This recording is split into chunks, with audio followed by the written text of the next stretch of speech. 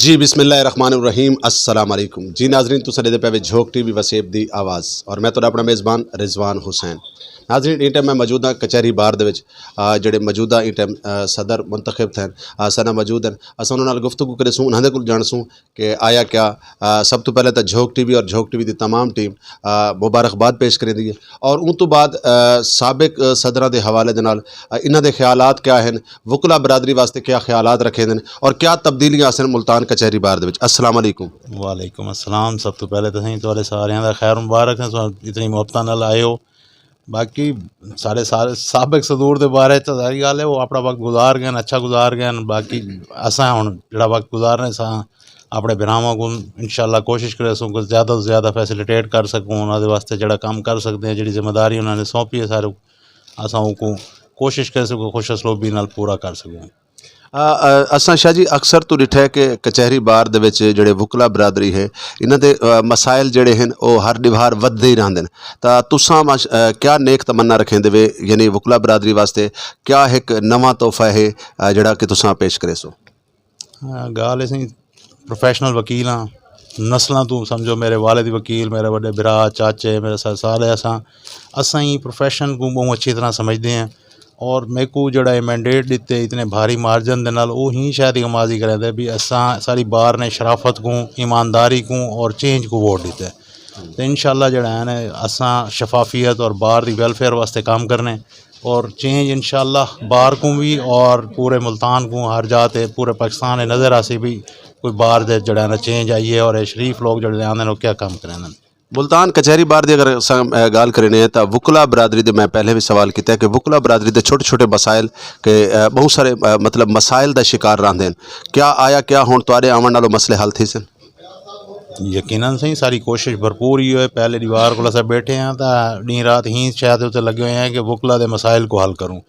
उन्होंने वास्ते असां इतना फैसिलिटीज़ को जड़ा कैंटीन सारे जड़ा है ना सफाई सारे यूटिलिटीज़ सारे बार दे नाल जड़े ताल्लुकात हैं अज भी सैशन जज साहब नाल मुलाकात थी असां कोई आखे कि साकू इंटायर रिलीफ के हवाले नाल काफ़ी प्रॉब्लम्स आते पैन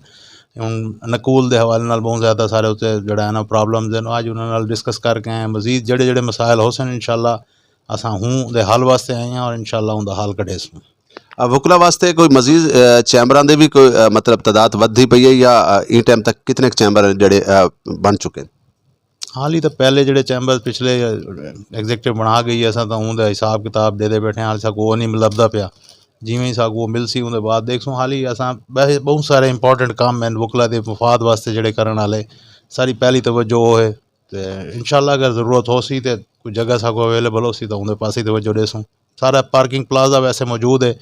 अज असां उनके वास्ते भी कोशिश शुरू की हुई है कि वो असां अपने टेन्योर चुको कम अज़ कम स्टार्ट करके जिस तई भी थी वे कोशिश कर तकमील थी वे उनके चैंबर्स भी हैं।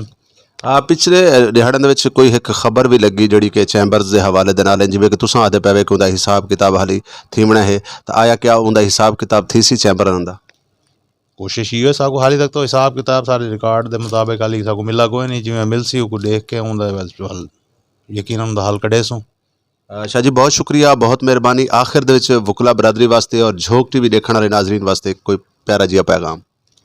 वकला बिरादरी वास्ते तो सही उन्होंने मुहब्बतां दा बहुत बहुत शुक्रिया और उन्होंने इो आखसूँ कि अस इंशाअल्लाह उन्होंने खिदमत वास्ते इतना आए हैं ये ऑफिस ऑफ रिस्पॉन्सिबिलिटी और ऑफिस ऑफ रिस्पॉन्सिबिलिटी के तौर पर रासी सारे को जी कोई कमी कोताही हो जितना कोई साकू रहनुमाई जरूरत हो साकू यकीनन उन्होंने अपना ऑफिस है इतना आसन और साकू गाइड करे सन इंशाअल्लाह असां उनका रेड्रेसल करने दी उनका हल कढ़ने की पूरी कोशिश करूँ।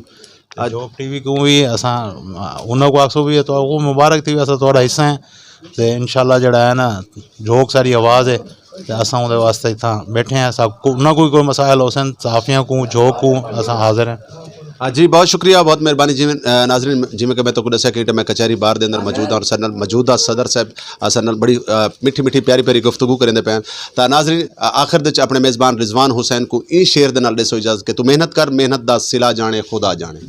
तू मेहनत कर मेहनत दा सिला जाने खुदा जाने तू डीवा बाल के रख चा हवा जाने खुदा जाने। अल्लाह हाफिज़।